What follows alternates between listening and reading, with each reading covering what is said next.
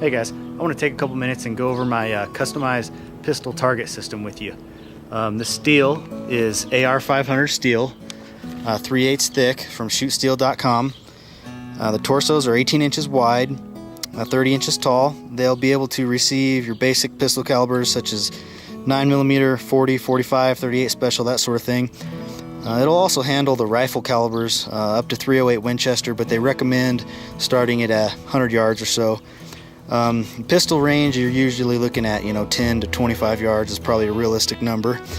The torsos were originally designed to hang from some chain and the shoulder holes that you see there, and the 6x6 square and the circle there and that square, those were all knockdown targets that basically meant you had a flat base welded to the bottom.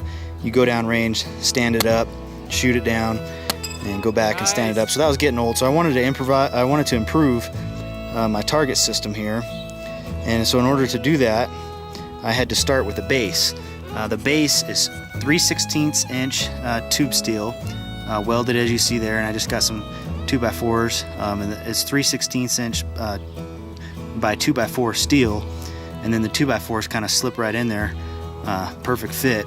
And I've also added that tube steel to the back there, and then I added a stop to keep this 2x4 from coming all the way up out of the top of it. And then I added this piece here to create the cant, which is kind of a safety factor. It deflects the lead down and away from the shooter, and it also allows the target to reset on its own. It lets gravity do its work. Plus the downside too is when I had it hanging from the shoulder holes, as soon as I started adding all the target system to the back, it started canting it forward towards the shooter.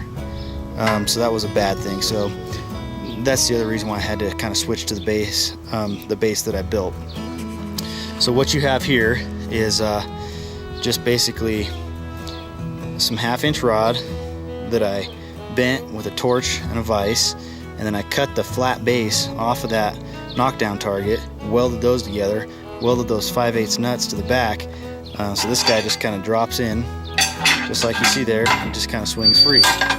Did the same exact thing on this side, same setup. But on this one, because I had two 8-inch circles, did the same thing, with the only difference being because that torso is so wide, and as soon as you were to shoot this target here, it would disappear behind the back of it, and essentially you could get both of them to hide behind the torso. So I just added that extra 5/8 nuts and this extra rod that's the right length to where there's always one disc perpendicular to the other one. So looking at it from the front, you can only see one at a time. So it's fun when you're shooting at it. You can kind of swing it back and forth. It gives you a little bit of good practice, a little bit of movement for an action target. It works pretty good.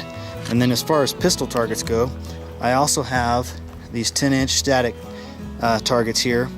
Static meaning they just hang through that single hole. Real easy to set up, just with a shepherd's hook. Basically step it into the ground, set it up, hang it on there, and then you're ready to rock. No going down range to reset anything up. The only problem with this setup is in the middle of winter when the ground's frozen and there's snow on the ground, finding a spot to where you can actually step that thing into the ground, in the frozen ground. That's why I kind of opted to go with these bases like I did here. So any time of the year I can just kind of set these guys up and they're good to go.